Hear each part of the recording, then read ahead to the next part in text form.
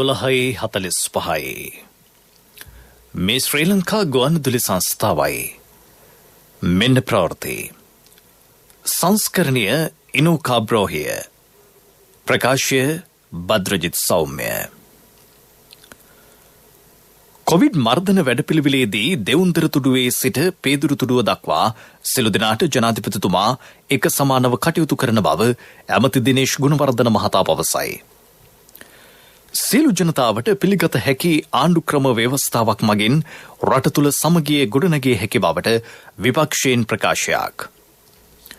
රෝගී සත්කාරක සේවා පුළුල් කරමින් COVID-19 පාලනයට රජයෙන් උපරිම ක්‍රියාමාර්ග. යහපත් මාධ්‍ය සංස්කෘතියක් ඇති කිරීමට සැලසුම් සකස් කරන බව ජනමාධ්‍ය අමාත්‍යාංශයේ ලේකම්වරයා පවසයි. මොහුණු ආවරණ පැළඳ නොසිටි සහ දුරස්ථ භාවය තබා නොගත් පුද්ගලයන් 61 දෙනෙකු ඊයේ අත්අඩංගුවට. හම්බන්තොට දිස්ත්‍රික්කයේ අක්කර 200ක බඩහිරුකු වකා කෙරේ. ඉදිරි සති කිහිපය තුළදී තම රට තුළ කොරෝනා එන්නත බෙදාහැරීමේ වැඩපිළිවෙල ආරම්භ කරන බව ඇමරිකානු සෞඛ්‍ය ලේකම් පවසයි.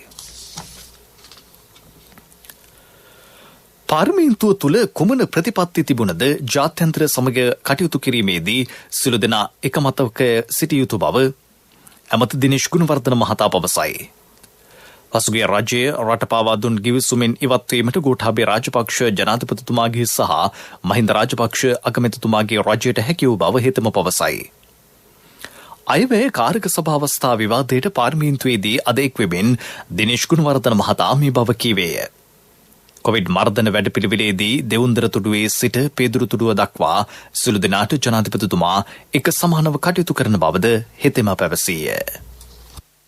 අපේ ජනාධිපතිතුමාගේ පාලන තන්ත්‍රය යටතේ උතුරේ පේදුරු තුඩුවේ සිට දෙවුන්දර තුඩුව සඳහා සියලු දෙනාට කොවිඩ් අර්බුදයේ සිදු වෙච්ච වෙලාවෙ එකලෙසමයි සලකා තිබෙන්නේ. කාටවත් වැඩියෙන් ආවල් ප්‍රදේශයට වැඩියෙන් කියලා කිසිවක් ලබා දීලා නැහැ. කරු ජනාධිපතිතුමා ආරම්භ කර තිබෙන මේ කොවිඩ් 19 තුළ අමාරු ආර්ථික හා ජාත්‍යන්තර තත්ත්වය තුළ ඇති කර තිබෙන යම් යම් සංවර්ධන කටයුතු අකණ්ඩව රට පුරා එකලෙස සලකා ක්‍රියාත්මක වෙමින් පවතිනවා. මම මේ විශේෂයෙන් සඳහන් කරේ කලාපීයව ප්‍රාදේශිකව අපි බෙදීම් ඇති කරපු කටයුතු කරන ක්‍රියාමාර්ගයකට අවතීර්ණ වෙලා නැහැ. ඉතින් අපිට අර එදා වගේ බොරුවට ඇවිල්ලා චෝදනා කරන්න එපා. ජනාධිපතිතුමා අලුත් ආරම්භයක් ඒ විශිෂ්ට ක්‍රියාමාර්ගයට යෙදිලා තිබෙනවා. විදේශ කටයුතු ජනමාධ්‍ය අමාත්‍යාංශයේ සහ කලාපීය සහයෝගිතා පිළිබඳ රාජ්‍ය අමාත්‍යාංශ වැයශීර්ෂ පිළිබඳ කාරක සභාවස්ථා විවාදය අද පැවැත්වේ. විවාදයට එක් වූ පාර්ලිමේන්තු මන්ත්‍රී ලක්ෂ්මන් කිරියල්ල මහතා ජාත්‍යන්තරය සමග ගනුදෙනු කළ හැකි තානාපතිවරුන් පත් කළ යුතු බව පැවසීය. බලය බෙදීමෙන් එකමුතුකම ඇතිවේ. සිළු ජනතාවට පිළිගත හැකි ආණ්ඩු ක්‍රම ව්‍යවස්ථාවක් මගින් රට තුළ සමගිය ඇති කළ හැකි බව හෙතෙම පැවසීය. අලුත් විවස්ථාවක් ගැන කතා කරනවා. සියලු ජාතීන්ට පිළිගන්න පුළුවන් විවස්ථාවක් හැදුවොත් මම කියන්නේ අපේ රටට හොඳයි. මේ සියලු දෙනාම සහභාගී වීමෙන් පමණයි මේ රටට ගැළපෙන විවස්ථාවක් හදන්න පුළුවන්. බලය බෙදීම අත්‍යවශ්‍යයි. බලය බෙදීම තුලින් තමයි එක්සත්කම එකමුතුකම ඇති වෙන. අලුත් විවස්ථාවක් හදනවා නම් මේ රටේ සියලු ජාතීන්ට පිළිගත හැකි පුළුවන් විවස්ථාවක් හැදුවොත් මම හිතන්නේ අපි බලාපොරොත්තු වෙන ජනවාර්ගික සහභාගීත්වය අපිට ලැබෙන. විවාදයට එක් වූ සෞඛ්‍ය ඇමති පවිත්‍රා වන්‍යාරච්චි මහත්මිය දිනකට රජයේ රෝහල්වල PCR පරීක්ෂණ 11,000ක් පමණ සිදු කරන බව පැවසුවාය. ක්ෂණික ප්‍රතිදේහ පරීක්ෂණද මේ වන විට හඳුනා දී තිබේ. රජයේ රෝහල්වල දැඩි සත්කාරක ඒකක ඇඳන් සංඛ්‍යාව වැඩි කර රෝගී සත්කාරක සේවා පුළුල් කරමින් COVID-19 පාලනයට රජය උපරිම ක්‍රියාමාර්ග ගන්නා බව ඇය පැවසුවාය. විපක්ෂ නායක සජිත් ප්‍රේමදාස මහතා පාර්ලිමේන්තුවේදී අද මතු කළ ප්‍රශ්නයකට පිළිතුරු දෙමින් සෞඛ්‍ය ඇමතිවරේ මේ බව කීවාය. කොවිඩ් එන්නතක් දෙවිනට ගෙන්වීමෙන් පසු ජනගහනයෙන් සිට 20කට මුල් අදියර යටතේ එන්නත ලබා දෙන බව ඇය පැවසුවාය. එන්නත් අත්හදා බැලීම සඳහා සිදු කරන ලද සාකච්ඡා ආරම්භයේ සිටම අප රට ඒ පිළිබඳව සුපරීක්ෂාකාරීව පසු වූ බැවින් මුල් අවධියේදීම විශාලත එන්නත් සැපයුම් යාන්ත්‍රණයක් වන COVAX මගින් පවත්වාගෙන යනු ලබන එන්නත් වැඩසටහනට අපි ඇතුළත් වූයෙමු. COVAX යාන්ත්‍රණය ලෝක සෞඛ්‍ය සංවිධානයේ තාක්ෂණික සහාය ඇතිව එනම් එන්නත් සහ ප්‍රතිශක්තිකරණය පිළිබඳ ගෝලීය සන්ධානයේ ඒකාබද්ධ ක්‍රියාකාරීත්වයෙන් පවතින යාන්ත්‍රණයකි. ඒ අනුව එන්නත් නිකුත් කළ පසු පසු එය ලංකාවට ලබාගත හැකිවන අතර පළමු වටයේදීම අපගේ ජනගහනය මිලියන 4.2ක ජනතාවකට එන්නත ලැබීමට නියමිතය. තවමත් එන්නත් අත්හදා බැලීම් තුන්වන සායනික අධීරයේ ඇති බව හා තවමත් එම නිපදවීම සඳහා අවසරය ලබන්නේ කවදාද යන්න කිසිවෙකු නොදන්නා බවය. නිකුත් කළ පසු සිදු කළ යුතු දෑ පිළිබඳව අප අමාත්‍යාංශය පෙර සූදානමින් පසුවේ. COVID-19 එන්නත සඳහා අපි ජාතික සම්බන්ධීකරණ කමිටුවක් පිහිටුවා ඇත්තෙමු. එම කමිටුව යටතේ තාක්ෂණික අනු කමිටු 3ක් පිහිටුවා ඇත. එනම් එන්නත් සඳහා ඉලක්ක කණ්ඩායම් හඳුනා ගැනීම සහ ප්‍රමුඛතාවය ලබා දීම. 2 සීතදාමය නඩත්තු කිරීම සඳහා සැපයුම් කටයුතු. 3 පිරිවැය සහ ක්‍රියාත්මක කිරීම. ඒ අනුව එන්නත්කරණය සඳහා අප අමාත්‍යාංශය දැඩි අවධානයක් යොමු කර ඇත. ශ්‍රී ලංකාව දැනට පවතින ප්‍රතිශක්තිකරණ ක්‍රියාවලීන් ඉතා හොඳින් සිදු කරන රටක් වශයෙන් රට තුළ ඉතා හොඳ ජාලයක් ඇති බැවින් මෙම එන්නතද අනුමත වූ පසුව සාර්ථකව ක්‍රියාත්මක කිරීමේ හැකියාව ඇත. රජයේ සෞභාග්‍යයේ දැක්ම වැඩපිළිවෙල අනුව මෙරට මාධ්‍ය ක්ෂේත්‍රයේ තුළ යහපත් සංස්කෘතියක් ඇති කිරීම සඳහා ප්‍රතිපත්ති සැකසීමට අවශ්‍ය ක්‍රියාමාර්ග ගෙන ඇතැයි ජනමාධ්‍ය අමාත්‍යාංශයේ ලේකම් ජගත් පී විජේවීර මහතා සඳහන් කරයි. ගුවන්විදුලි සුභාරතී සංවාද මණ්ඩපයට අද එක්වෙමින් ලේකම්වරයා මෙම අදහස් පළ කළේය. සදාචාරාත්මක මාධ්‍ය සංස්කෘතියක් බිහි කිරීමට පියවර ගැනේ. මාධ්‍යවේදීන් සඳහා ලබා දෙන ඇසිදිසේ ශිෂ්‍යත්ව අරමුදල ඇතුළු පහසුකම් ඉදිරියටත් ක්‍රියාත්මක කිරීමට රජය කටයුතු කරයි. ඉදිරියේදී ජපානයේ සහය ඇතිව මෙරට මාධ්‍ය ක්ෂේත්‍රය සඳහා ඩිජිටල්කරණය හඳුන්වා දීමට කටයුතු කරන බව ලේකම්වරයා පැවසීය.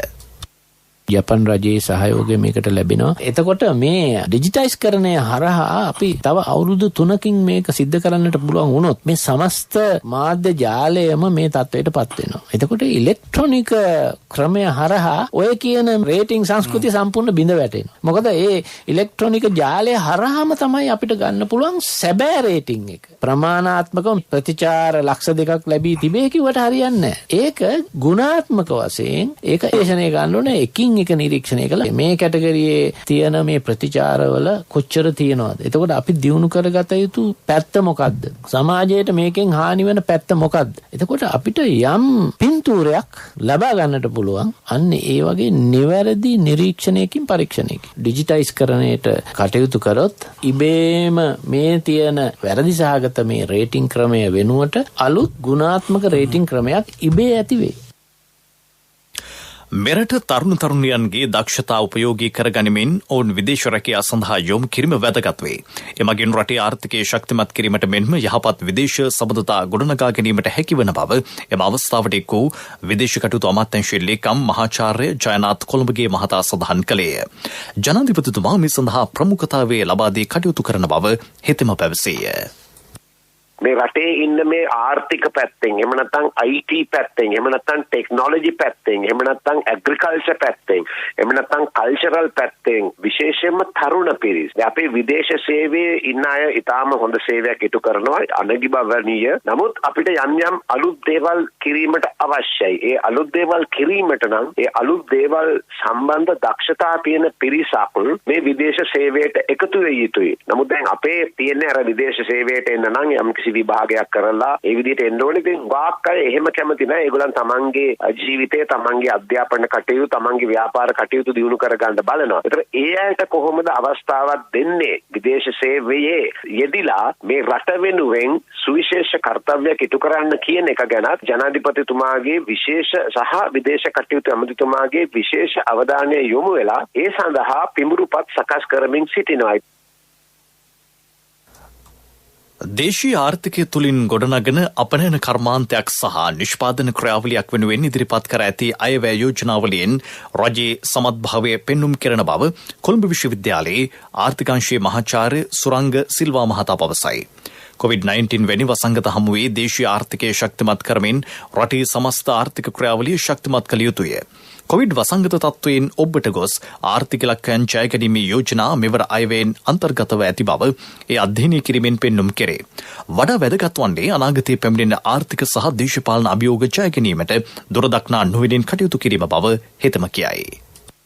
දේශීය ආර්ථිකය ශක්තිමත් කිරීම අත්‍යවශ්‍යතාවය සහ අපිට මෙතෙක් කල වැරදුණු ස්වභාවය මේ කොවිඩ් ව්‍යසනය නිසා අපිට අවබෝධ කරලා දෙනවා ප්‍රත්‍යක්ෂව. මේ නිසා අපි උත්සාහ ගන්න ඕනේ පුළුවන් තරම් දේශීය ආර්ථිකය ශක්තිමත් කරගනිමින් දේශීය ආර්ථිකය තුලින් ගොඩනැගෙන අපනයන කර්මාන්තයක් නිෂ්පාදන ක්‍රියාවලියක් හදන්න ඕනේ. මෙතන වෙන්නේ දේශීය ආර්ථිකය පණ ගන්නෝනේ ඇති වෙන අපනයනයක්. දේශීය ආර්ථිකය පණ ගන්නෝනේ ඇති වෙන අලුත් නිෂ්පාදන සහ ආදායම් උපයන මාර්ග ඇති කිරීම. මම හිතනවා මේක ඉතාම හොඳ ක්‍රියාවලියක් කියලා තීරණයක්. එතන ඉතාම වැදගත් වෙන්නේ අපේ අපනයන රටාව දිහා බලනකොට අපේ අපනයන කරන ඇඟලුම් වලින් 60% විතර අපේ රටේ ආදායමෙන් ගලාගෙන යනවා එළියට. මෙවැනි සත්‍යයක් තුළ දේශීය ආර්ථිකයේ ශක්තිමත් වන නිෂ්පාදනයන් අරගෙන අපිට අපනයන කරන්න පුළුවන් නම් කාර්මික අපනයන, කුෂි කර්මාන්තය පදනම් කරගත්ත අපනයන අපේ ආර්ථිකයට විශාල ශක්තියක් එනවා. හිතන්න එපා මේ කොවිඩ් ව්‍යසනයෙන් පස්සේ ලෝක ව්‍යසනයක් කියන්නේ නැහැ කියලා. සමහරට තව ඉදිරි කාලේ තව විවිධ දේවල් එන්න පුළුවන්. මේ නිසා හොඳ තාර්කික සහ බුද්ධිමත් තීරණයක් තමයි මේ අරගෙන තියෙන දේශීය ආර්ථික ශක්තිමත් කරන්න.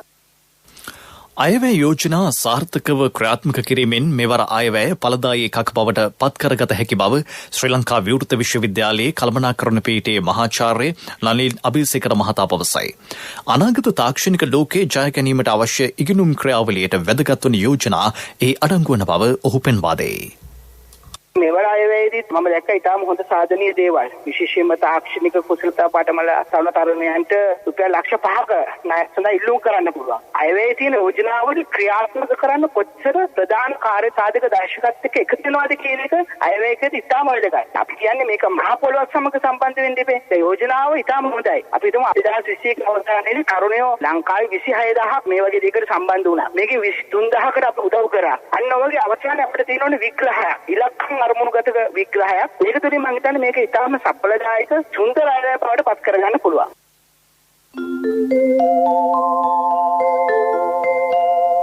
මේ ප්‍රවෘත්ති ශ්‍රී ලංකා ගුවන් විදුලි සංස්ථාවෙන්.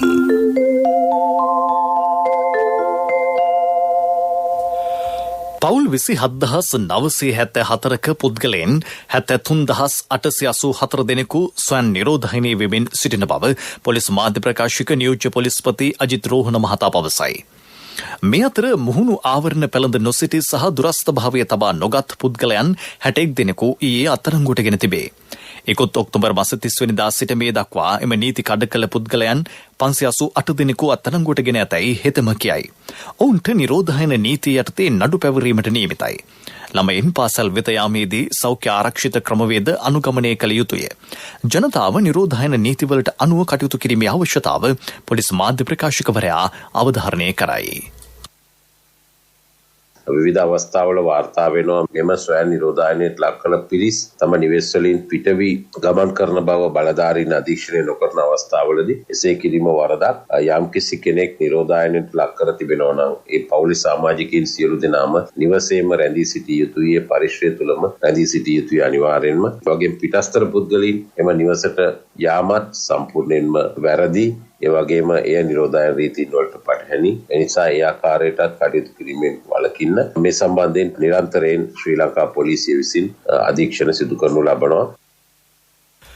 යම් අවස්ථාවකදී මත්කුඩුවලට ඇබ්බැහි වූ දරුවෙකු, සහෝදරයෙකු, හිතවතෙකු කොවිඩ් ආසාදිතෙකු බවට හඳුනාගතහොත් ඔහු ප්‍රතිකාරවලට යොමු කරන අවස්ථාවේදීම ඒ පිළිබඳ බලධාරීන් දැනුවත් කරන ලෙස අජිත් රෝහණ මහතා ඉල්ලීමක් කරයි. ප්‍රවණතාවයක් මතුවී තිබෙනවා මත්කුඩුවලට ඇබ්බැහි වූවන් ප්‍රතිකාර මධ්‍යස්ථාන වෙත රැගෙන යාමේදී ඒ වගේම ප්‍රතිකාර කිරීමේදී ඔවුන් පැන යාමට උත්සාහ දරන බවට. ඒ නිසා යම් හේකින් ඔබේ ඥාතියෙක්, හිතවතෙක් නැත්නම් ඔබේ දරුවෙක් කොවිඩ් රෝගය ආසාදනය වී ප්‍රතිකාර මධ්‍යස්ථානයකට රැගෙන යනවා නම් නිරන්තරයෙන්ම අදාළ සෞඛ්‍ය බලධාරීන් වෙත, පොලිසිය වෙත දැනුම් දෙන්න ඔහු මත්කුඩුවලට ඇබ්බැහි වූ පුද්ගලයෙකු බවට. ඒ අනුව ඔහු නියමිත ප්‍රතිකාර මධ්‍යස්ථාන සඳහා යොමු කිරීමට හැකියාව ලැබෙනවා. ඒ වගේම අවශ්‍ය ප්‍රතිකාර ලබා දීමට හැකියාවක් ලැබෙනවා. එසේ නොවුනහොත් කොවිඩ් ආසාදිත පුද්ගලයන් ප්‍රතිකාර මධ්‍යස්ථාන වලින් පලා යාම මේ වසංගතය පැතිරීමට ඉඩකඩ ලැබෙනවා මෙන්ම ඒ තුලින් තව තවත් රෝගීන් 100 ගණනක් බිහිවීමට අවස්ථාව ලැබෙනවා. ශ්‍රී ලංකාවෙන් අද උදෑසන වෙනවිට COVID-19 ආසාදිතයන් 458 දෙනෙකු හඳුනාගෙන තිබේ. ඔවුන් සියලු දෙනා දේශීයව හඳුනාගත් අය බව COVID-19 පැතිරීම වැළැක්වීමේ ජාතික ක්‍රියාන්විත මධ්‍යස්ථානය පවසයි. එම ආසාදිතයන් අතුරින් කොළඹ දිස්ත්‍රික්කයෙන් 259 දෙනෙකුද, කළුතර දිස්ත්‍රික්කයෙන් 78 දෙනෙකුද, ගම්පහ දිස්ත්‍රික්කයෙන් 23 දෙනෙක්ද වාර්තා වේ. අද උදෑසන වන විට මිනුවන්ගොඩ සහ කොළඹ මත්ස්‍ය වෙළඳපොළට සම්බන්ධ කොවිඩ් පොකුරෙන් වාර්තා වූ සම්පූර්ණ ආසාදිතයන්ගේ සංඛ්‍යාව 17432කි. ඉන් පුද්ගලයන් 11156 දෙනෙකු පූර්ණ සොය ලබා රෝහල් වලින් බැහැරව ගොස් තිබේ. ඊයේ වන විට මෙරටින් වාර්තා වන සමස්ත ආසාදිතයන්ගේ සංඛ්‍යාව 20965කි. ඉන් පුද්ගලයන් 14961 දෙනෙකු පූර්ණ සොය ලබා රෝහල් වලින් බැහැරව ගොස් ඇත.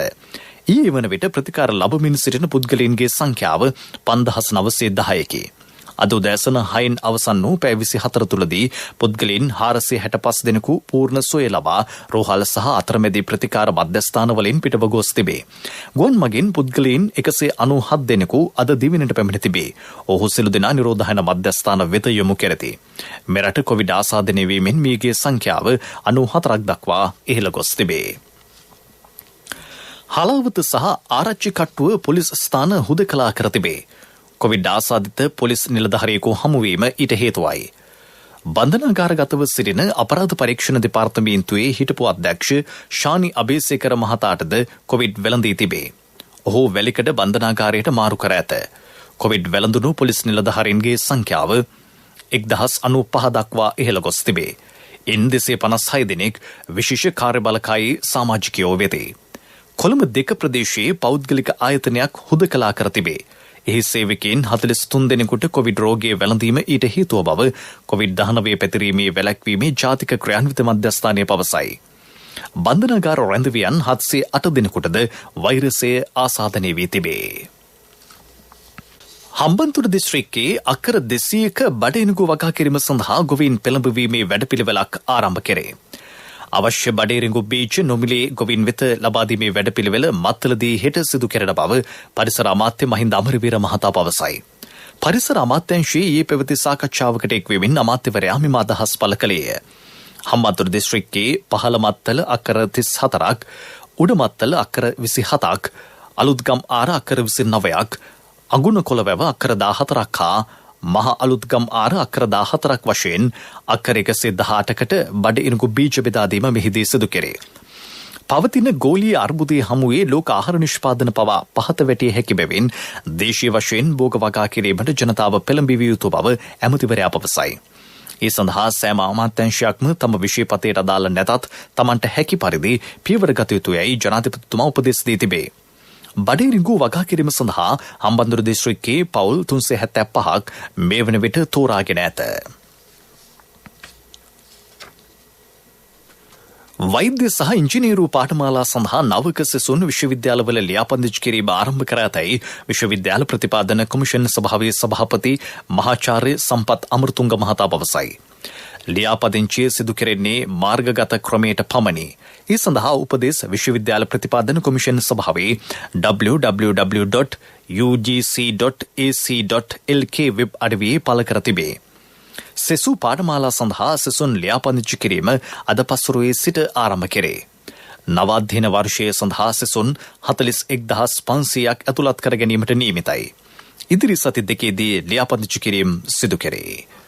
මීළඟට ප්‍රමුඛ පුවත.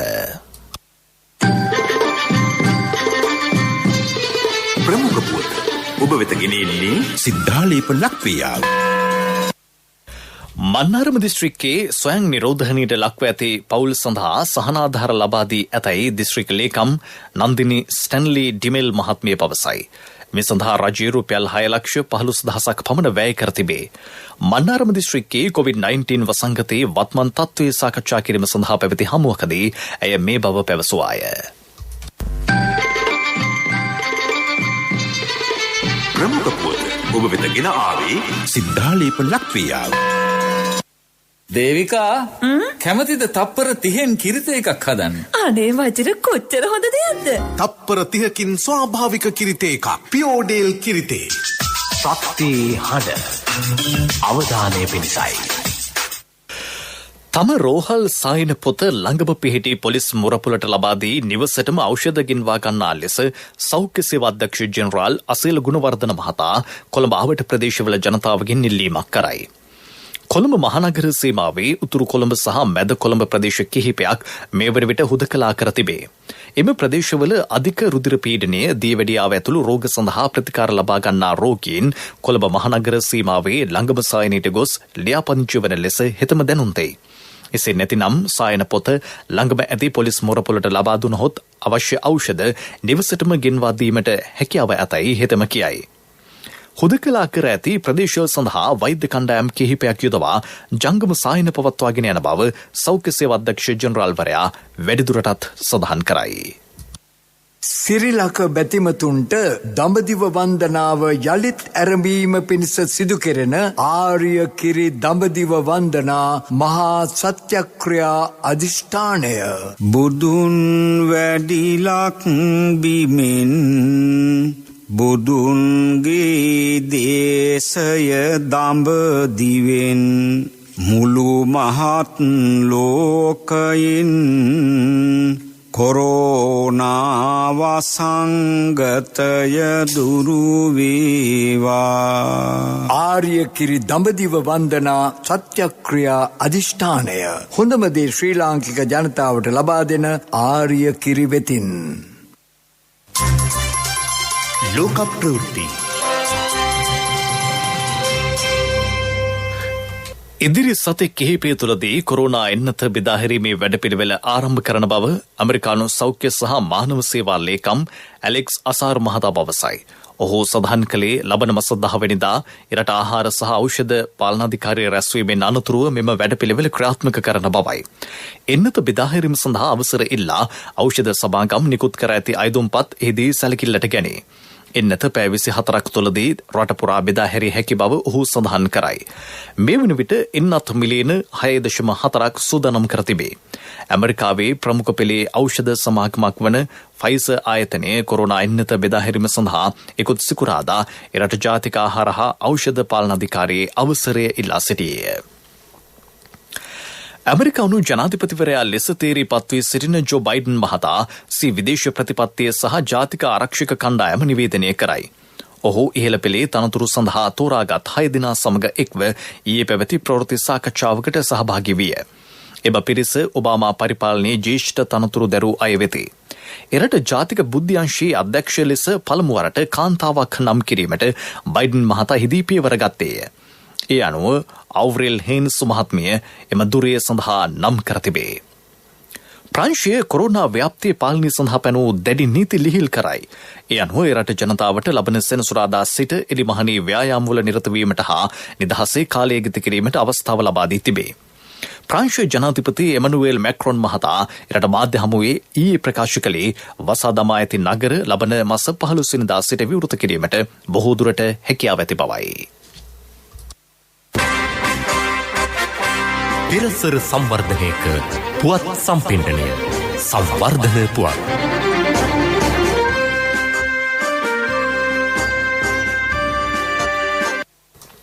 ශ්‍රී ලංකාව සබරගමු විශ්වවිද්‍යාලයේ කෘෂි විද්‍යාපීඨ සංකීර්ණයේ ඉදිකිරීම ආරම්භය.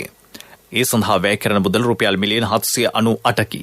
මහල් 6කින් සමන්විත මෙහි විද්‍යාගාර 8ක් අධිතාක්ෂණික හරිතාගාරයක් සහ ඉහළ පෙළේ අවන්හලක් ඉදිකරේ. නවීන උපාංගවලින් සමන්විත මෙම ගොඩනැගිලි සංකීර්ණය වසර 2කින් නිම කිරීමට නියමිතයි.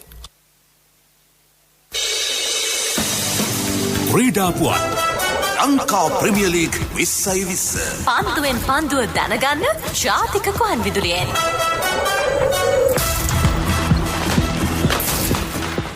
නවසීලන්ත කණ්ඩායම සහ බටහිරින්දියේ කොදෙව් කණ්ඩායම අතර පන්දුවාර 2020 පළමු තරඟයේ ඕක්ලන්ඩ්හිදී ලබන සිකුරාදා ආරම්භයි. දෙරට අතර පන්දුවාර 2020 තරඟ 3ක් පැවැත්වීමට නියමිතයි. මේ අතර දෙරට අතර තරඟ 2කින් සමන්විත ටෙස්ට් තරඟ මාලාවේ පළමුවැන්න හැමිල්ටන්හිදී ලබන මාස 3 වෙනිදා ආරම්භයි.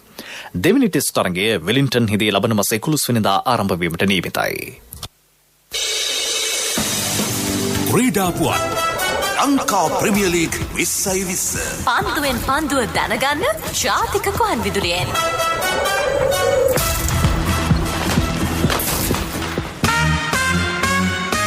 ව්‍යාපාරික පුවත් ඔබ වෙත ගෙන එන්නේ රන් බහන්ඩ පළුදු නොකොට ඉතා ආරක්ෂාකාරී ලෙස තබා ගන්නා අතරම අය කරන්නේ අඩු පොලියකේ. NSB රන් සහන සේවාව මුදල් හදිසියකට රත්තරන් විසඳුම. චීනයේ ෂෙන්ඩොන් හාම්හුවා ටයිල් කර්මාන්ත සමාගම හම්බන්තොට ප්‍රදේශයේ ටයර් නිෂ්පාදන කර්මාන්ත ශාලා සංකීර්ණයක් ආරම්භ කිරීමට සූදානම් වේ. ආයෝජනය කරන මුදල රුපියල් කෝටි 5500කට අධිකය. අදාළ ගිවිසුමට අත්සන් තැබූ බව ගුවන්තොටුපළ හා ආයෝජන කලාප සංවර්ධන රාජ්‍ය ඇමති ඩී.වී. චානක මහතා පවසයි. අපනයන වෙළඳපොළ ඉලක්ක කර මෙහි ටයර් නිෂ්පාදන කෙරේ. අර්ධ වාහනය සහ වාහනයේ රේඩියල් ටයර් නිෂ්පාදනයට ප්‍රධාන අවධානය යොමු කෙරේ. ව්‍යාපෘතිය සඳහා හම්බන්තොට ජාත්‍යන්තර වරාය සමූහය මගින් එම වරාය කාර්මික පළාතේ අක්කර 121ක භූමියක් ලබා දී තිබේ. මෙමගින් ඍජු රැකියා අවස්ථා 2000කට වැඩි ප්‍රමාණයක් හා වක්‍ර රැකියා විශාල සංඛ්‍යාවක් බලාපොරොත්තු වන බව රාජ්‍ය ඇමතිවරයා පවසයි. ව්‍යාපාරික පුවත් ඔබ වෙත ගෙන ආවේ මේ අලුත් ඕඩරේ සෑහෙන විශාලයි. දැන් ඉඳන් වැඩ ටික ඉක්මන් කරන්න. ඊ ටික ලැබුණොත් අපි බඩු ටික දෙන්න. ලොරි ඇවිල්ලා. තව 60000ක් අඩුයි. හරි. මම පරක්කු වෙනතු ගෙනත් දෙන්න. NSB එකට යන්න වෙනවා. තාත්තට සල්ලි හදිස්සියක්. ඔබේ රන් බහන්ඩවල වටිනාකම වෙළඳපළ අගයට වඩා බොහෝ වැඩි බව අප දනිමු. ඒ නිසාම රන් බහන්ඩ පළුදු නොකොට ඉතා ආරක්ෂාකාරී ලෙස තබා ගන්නා අතරම අය කරන්නේ අඩු පොලියකේ. NSB රන් සහන සේවාව මුදල් හදිසියකට රත්තරන් විසඳුම. ආර්ථික පුවත් ආවරණය ලොකු සර් පුතාගේ වැඩේ කරගත්තද? පුතාට හොඳම ලැප්ටොප් එකක් අරන් දුන්නා. ක්‍රෙඩිට් කාඩ් එකට ලොකු වටමක් තිබ්බනේ. ලොකු සර් ක්‍රෙඩිට් කාඩ් පාවිච්චි කරනවද? ජීවිතේ ප්‍රයෝජනවත් දේවල් කරන්න LOLC ක්‍රෙඩිට් කාඩ් එක ලැබෙන්නේ ලොකු හයියක්නේ. LOLC ෆයිනෑන්ස් ක්‍රෙඩිට් කාඩ් පත ජීවිතේම සපුරාලයි. ජාතික ජලජීවී වගා සංවර්ධන අධිකාරියේ ප්‍රතිපාදන යටතේ නුවරඑළියේ බෝඹුරු ඇල්ල ජලාශයට මත්ස්‍ය පැටව් දසදහසක් මුදා හැරති. නුවරඑළිය අභිජනන මධ්‍යස්ථානයේ අභිජනනය කළ මෙම මත්ස්‍ය පැටවුන් වසරකදී කිලෝවක් කිලෝ 2ක් අතර ප්‍රමාණයකට වැඩෙන බව නුවරඑළිය ජලජීවී සංවර්ධන අධිකාරියේ කාර්යාලයේ ව්‍යාපෘති නිලධාරී බුද්ධික කුෂාන් මහතා පවසයි.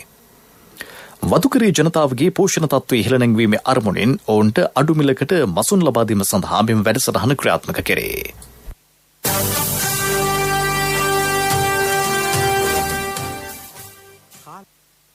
ජය අයියා මොකෝ ඊරේ පාක් එකට ආවේ නැත්තේ? අපේ පොඩි දූ ඉස්කෝලේ දුවන තරගයකින් පළවෙනි වුණානේ. කට්ටියම එක්කගෙන ගියා කෑමකට. එහෙනම් බර වියදම් ඇතිනේ. LOLC ක්‍රෙඩිට් කාඩ් එක අතේ තිබ්බ නිසා සල්ලි ගැන බයක් තිබ්බෙම නැහැ. LOLC ෆයිනෑන්ස් ක්‍රෙඩිට් කාඩ් පත ජීවිතේම සපුරාලයි.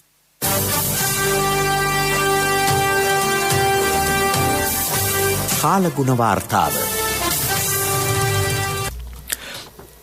තද වැසි තද සුළං සහ රළු මුහුදු ප්‍රදේශ පිළිබඳ අනතුරු ඇඟවීමේ නිවේදනයක් කාලගුණ විද්‍යා දෙපාර්තමේන්තුව නිකුත් කර තිබේ. නිවාර් සුලිකුණාටුව ඉදිරි පැය කිහිපයකදී ඡණ්ඩ සුලිකුණාටුවක් දක්වා වර්ධනය වෙමින් උතුරු වෙල්ල ආසන්නයේ ඉන්දියාව වෙත ගමන් කරනු ඇතැයි දෙපාර්තමේන්තුව සඳහන් කරයි. සුළඟේ වේගය පැයට කිලෝමීටර 80ත් 100ක් දක්වා ඉහළ යා හැකිය. නැගෙනහිර උතුර මැද පළාත්වල විටින් විට පැයට කිලෝමීටර 60ත් 70ක් දක්වා වන ඉතා තද ප්‍රහාරාත්මක සුළං ඇත වේ. සෙසු ප්‍රදේශවලට පැයට කිලෝමීටර 40ත් 50ත් අතර වන ප්‍රහාරාත්මක සුළං පවතී. මේ නිසා මන්නාරම සිට කන්කසන්තුරේ සහ ත්‍රිකුණාමලේ හරහා මඩකලපුව දක්වා වන වෙරළට ආසන්න මුහුදු ප්‍රදේශවල මුහුදේ රළ මීටර 2-3ත් අතර ප්‍රමාණයකින් ඉහළ යාමේ හැකියාව පවතී. මුහුදු රළ ගොඩබිමට පැමිණීමටද හැකියාව පවතී. උතුරු පළාතේ බොහෝ ස්ථානවල තද වැසි ඇතිවේ. උතුරු මැද පළාතටද විටින් විට වැසි ඇතිවන අතර නැගෙනහිර පළාතටද වැසි තත්ත්වය පවතිනු ඇත. දීවර හා නාවික ප්‍රජාව කාලගුණ තත්ත්වය පිළිබඳ අවධානය යොමු කළ යුතුය. ප්‍රවෘත්ති කිරීමට පෙර යලි සිරස්තල. කොවිඩ් මර්ධන වැඩපිළිවෙලේදී දෙවුන්දර තුඩුවේ සිට පේදුරු තුඩුව දක්වා සිළු දෙනාට ජනාධිපතිතුමා එක සමානව කටයුතු කරන බව ඇමති දිනේෂ් ගුණවර්ධන මහතා පවසයි. සියලු ජනතාවට පිළිගත හැකි ආණ්ඩු ක්‍රම ව්‍යවස්ථාවක් මගින් රට තුළ සමගිය ගොඩනැගිය හැකි බවට විපක්ෂයෙන් ප්‍රකාශයක්. රෝගී සත්කාරක සේවා පුළුල් කරමින් COVID-19 පාලනයට රජයෙන් උපරිම ක්‍රියාමාර්ග. යහපත් මාධ්‍ය සංස්කෘතියක් ඇති කිරීමට සැලසුම් සකස් කරන බව ජනමාධ්‍ය අමාත්‍යාංශයේ ලේකම්වරයා පවසයි. මුහුණු ආවරණ පැළඳ නොසිටි සහ දුරස්ථ භාවයේ තබා නොගත් පුද්ගලයන් 61 දෙනෙකු ඊයේ අත්අඩංගුවට. හම්බන්තොට දිස්ත්‍රික්කයේ අක්කර 200ක බඩ ඉරිඟු වගා කෙරේ. ඉදිරි සති කිහිපය තුළදී තම රට තුළ කොරෝනා එන්නත බෙදා හැරීමේ වැඩපිළිවෙල ආරම්භ කරන බව ඇමරිකානු සෞඛ්‍ය ලේකම් පවසයි. දිවා ප්‍රවෘත්ති ඉන් සමප්තයි. අපගේ මීළඟ ප්‍රධාන ප්‍රවෘත්ති ප්‍රකාශය සවස 6ට බලාපොරොත්තු වන්න.